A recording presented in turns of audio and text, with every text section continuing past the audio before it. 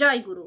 পরমদয়াল শ্রী ঠাকুরের শ্রীচরণে জানাই ভূমিষ্ঠ প্রণাম। আপনাদের প্রতি প্রত্যেককে জানাই রানন্দিত জয়গুরু। আজ ইষ্ট প্রসঙ্গে আলোচনা করব যে কি করলে বাড়িতে লক্ষ্মীশ্রী ফিরে আসে। লক্ষ্মী ফেরে কি করলে, এটা আমাদের অনেকেরই তো জানার দরকার। তো আগেও অনেক দিন পূর্বে আমি আলোচনা করেছিলাম, কথা আশা করি অনেকেই ভুলে গেছেন, যার কারণে আমার প্রসঙ্গটা যেই চোখে এলো সেই আমি আপনাদেরকে ফের শেয়ার করছি। যে বাড়িতে লক্ষ্মীশ্রী ফেরানোর জন্য আমাদের কি করণীয়। লক্ষ্মী ঘরে টেকাবার জন্য আমরা তো অনেক কিছুই করি, পুজো আজা করি, সব কিছুই করি, কিন্তু একটা জিনিস আজকালকার আধুনিক যুগে প্রায় বলতে গেলে উঠেই গেছে। আর এত ঝামেলা আমরা নিতেও চাই না, কিন্তু যেটা মঙ্গলের, যেটা ভালো এবং যেটা করলে ঘরের উন্নতি হয়, পারিপার্শ্বিকের উন্নতি হয়, সেটা তো আমাদের যতই কষ্টসাধ্য হোক করা উচিত, কারণ এর ফল ভালো।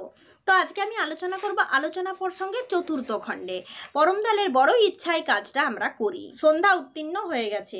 শ্রী শ্রী ঠাকুর ওখান থেকে এসে মাতৃমন্দিরের পিছন দিকে বকুলতলায় একখানি বেঞ্চে বসলেন। ধীরে ধীরে অনেকেই এসে হাজির হলেন।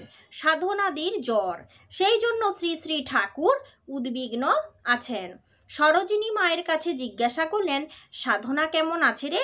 সরোজিনী মা বললেন, এখন জ্বর কমের দিকে, মাথার যন্ত্রণাও কমেছে। শ্রী শ্রী ঠাকুর ব্যথিত কণ্ঠে বললেন, মেয়েটা কেবল ভোগে, আমার ভালো লাগে না। কিছু সময় চুপচাপ রইলেন। কার একটা গরু খুঁড়িয়ে খুঁড়িয়ে পাশ দিয়ে যাচ্ছিল। শ্রী শ্রী ঠাকুর বললেন, গরুটা খোঁড়াই কেন রে? কার গরু? ইন্দুদা বললেন, গ্রামের কারো হবে। শ্রী শ্রী ঠাকুর বলছেন, মানুষ গরু পোষে কিন্তু ভালো করে যত্ন করে না। সন্ধ্যার পরেও গরুটা ছাড়া অবস্থায় আপন মনে ঘুরছে, কেউ মালিক আছে বলে মনেই হয় না। গরুটার চেহারা দেখেও মনে হয় যেন ভালো করে খেতে পায় না।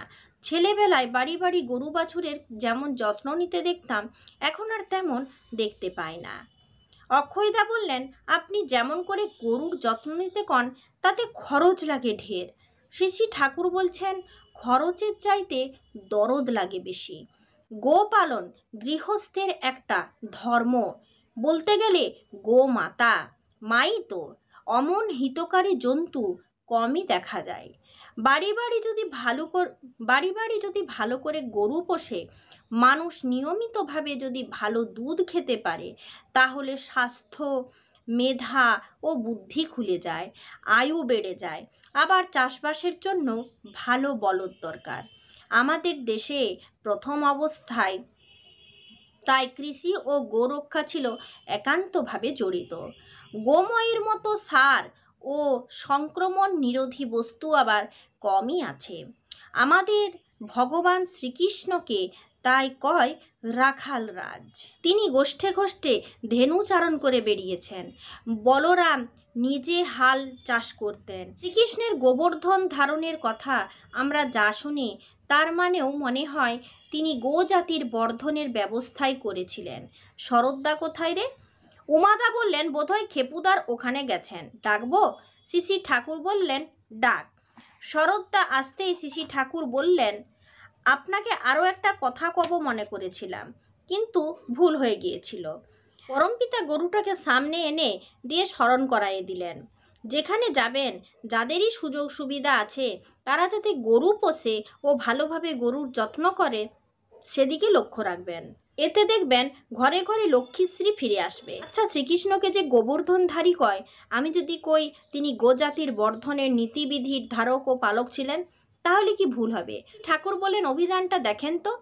শরদ্দা বললেন, অভিধান দেখার প্রয়োজন হবে না, অভিধানে ওভাবে ব্যাখ্যা না থাকাই সম্ভব, আর তা যদি নাও থাকে, শব্দার্থের থেকে সহজভাবে আপনার ব্যাখ্যা সমর্থন করা চলে। পরমদয়াল শ্রী শ্রী ঠাকুর আমাদের প্রত্যেককেই বললেন যে ঘরে ঘরে লক্ষ্মীশ্রী ফেরাবার জন্য আমাদের কি করতে হবে? গোপালন করতে হবে, যেটা আজকালকার দিনে আধুনিক যুগে একেবারেই উঠে গেছে। আমরা নিজেরাই নিজেদের মানে যত্ন নিতে পারছি না, তাহলে একটা বাড়িতে রাখা পশুর কিভাবে যত্ন নেব? আমাদের সময় এখন এতটাই অল্প হয়ে গেছে, ঘরে লক্ষ্মী টিকলো না, ঘরে লক্ষ্মীশ্রী ফিরলো কি ফিরলো না, অত আমাদের দেখার বা জানার দরকার নেই। আমরা সকাল থেকে সন্ধ্যা পর্যন্ত শুধু নিজের ভাবনাতেই ভাবিত হই, তাহলে ঘরে লক্ষ্মী টেকানোর কথা আসেই বা কোথা থেকে? তবে যাই হোক, যারা বাড়িতে বাড়িতে মানে যারা বাড়ির মঙ্গল চান এবং লক্ষ্মীশ্রী টেকানোর কথা ভাবতে পারেন, সুবিধা আছে গো পালন করবার, তারা কিন্তু গো পালন করতে ভুলবেন না। এমন অনেক বাড়িতে দেখা গেছে আগে গো পালন হতো, কিন্তু বর্তমানে নতুন ঘরবাড়ি হওয়ার দরুন বা সময়ের অভাবের দরুন, যে কোনো কারণেই হোক গো পালন বন্ধ হয়ে গেছে।